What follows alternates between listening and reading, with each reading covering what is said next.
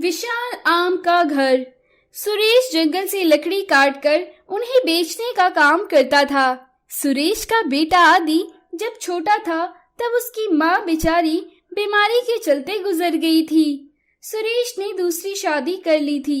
आदि की सौतेली माँ आदि से घर का बहुत काम कराती थी और अपनी बेटी चिंकी से कुछ भी काम ना कराती थी। वो आदि को खाना भी कम देती थी और चिंकी को भरपेट खाना देती थी।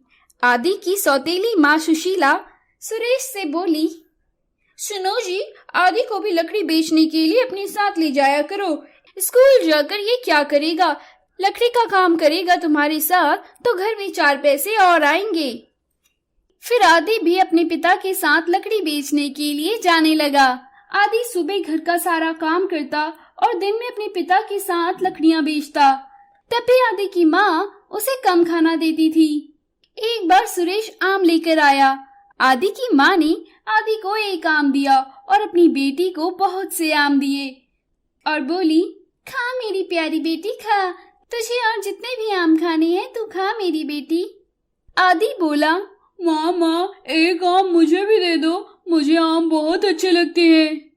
आदि की माँ बोली, एक आम दिया है ना, गनीमत समझ, वरना ये भी नहीं देती। पता नहीं कितना खाता है ये लड़का, सारा दिन खाता ही रहता है। इसका पेट है या इंडिया गेट जो भरता ही नहीं है। एक बार सुरेश बीमार पड़ गया। सुरेश बिस्तर से उठ भी नहीं पा रहा था। सुरेश की बीवी बोली, हाय हाय, अब क्या होगा? घर में खाना कहाँ से आएगा? मैं तो ये सारा सामान लेकर अपने भाई के वहाँ चली जाऊंगी। तुम पड़े रहो बिस्तर में, घर में खाना कहाँ से आएगा? आदि बोला, माँ मैं जाऊंगा लकड़ी काटने और बेचने, आप हमें छोड़कर मत जाओ, हम अकेले हो जाएंगे। सुरेश बोला, नहीं बेटा, अभी तुम छोटे हो। सुशीला बोली, अरे छोटा है तो क्या, मजबूरी है तो लकड़ी काट कर बेचने का काम अगर ये कर लेगा तो घर में कुछ पैसे ही आएंगे। वैसे भी ये क्या करता है, सारा दिन घर में खेलता ही रहता है। उसके बाद से आदि लकड़ी काटने और बेचने जाया करता था।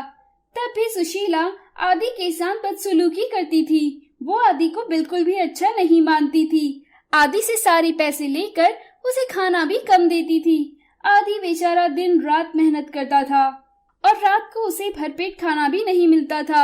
आदि की माँ जब आम लेकर आती तो आदि को एक भी आम ना देती थी और आदि की माँ की बेटी चिंकी आम चिड़ा चिड़ा कर खाती थी। आदि को बिल्कुल भी अच्छा नहीं लगता था। एक दिन उदास आदि जंगल में दूर निकल गया। उसे दूर एक सूखे मैदान में आम का पेड़ दिखाई दिया। आम का पेड़ देखकर आदि बहुत खुश हो गया। आदि जैसे ही आम तोड़ने गया तो वो पेड़ और आगे हो गया। इस तरीके से आदि जैसे ही आम के पेड़ के पास जाता, आम का पेड़ और दूर हो जाता। अब आदि समझ चुका था कि ये एक मायावी आम का पेड़ है। आदि रोने लगा कि उसे आम खाने को नहीं मिलेंगे। तभी आम के पेड़ में से आवाज आई, बेटा आदि, तुम्हें क्या चाहिए? तुम क्यों रो रहे हो? तुम्हें जो चाहिए वो तुम मुझसे मांगो, मैं तुम्हें जरूर दूंगी। आदि रोते हुए बोला, मुझे आम खाने हैं, मुझे आम बहुत अच्छे लगते हैं, मगर मैं ये आम नहीं खा पा रहा हूँ। वो पेड़ बोला, आदि तुम बहुत भोले हो। मैंने तुमसे बोला कि तुम कुछ भी मांगो, तुमने बस आम ही मांगे। ये लो आम, तुम्हें जितने चाहिए आम उतने तुम मेरे पेड़ से तोड़ लो। आदि ने उसके बाद खूब सारे आम पेड़ से तोड़कर खाए। उसके बाद जैसे ही आदि जाने लगा तो पेड़ बोला, आदि मैं तुम्हारी मुसीबतों को जानता हूँ। मेरे नीचे एक पत्थर रखा है, उस पत्थर को तुम हटाओ।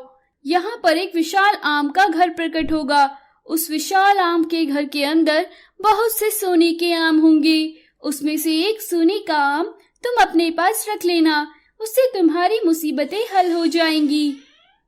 आदि ने पेड़ के पास से पत्थर हटाया। वहाँ एक विशाल आम का घर प्रकट हुआ। आदि उस घर के अंदर गया।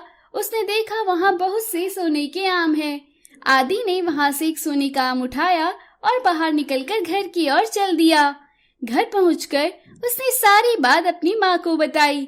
आदि की माँ आदि को पीटते हुए बोली, क्यों रे नालायक, अगर वहाँ बहुत से सोने के आम थे तो सारे सोने के आम उठा के लेकर आता ना, बस एक ही आम उठा कर लाया। अब मैं वहाँ जाऊंगी और बहुत से सोने के आम भर कर लेके आऊंगी। आदि की माँ सुशीला एक थैला लेकर पेड़ के पास पहुँच गई। पेड़ के पास पहुंचकर उसने झूठी कहानी बनाई, जिसके बाद आम के पेड़ ने उसे भी पत्थर हटाकर विशाल आम के घर से एक आम उठाने को बोला। आदि की माँ के सामने जैसे ही विशाल आम का घर प्रकट हुआ, आदि की माँ ने उसके अंदर जाकर बहुत से सोने के आम देखे और उसके अंदर लालच आ गया। उसने सारे सोने के आम उठाकर अपने थैले में भरना शुरू कर दिया।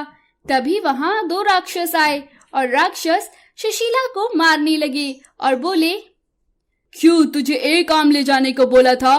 तू सारे आम लेके जा रही है। अब तू यहाँ से नहीं जाएगी। हम जानते हैं तू बच्चे को कितना मारती है। ऐसा कहकर वो सुशीला को मारने लगी। सुशीला उनसे माफी मांगती रही, लेकिन उन्होंने सुशीला को नहीं छोड़ा। बहुत देर तक माँ के घर वापस न आने पर आदि वहाँ आम के पेड़ के पास गया और उसने आम के पेड़ से माफी मांगी, जिससे सुशीला को आम के पेड़ ने छोड़ दिया। अब सुशीला सुधर चुकी थी। वो आदि के साथ अच्छा व्यवहार करती और फिर सब खुशी खुशी रहने लगे। तो दोस्तों, लालच करना बुरी बात है।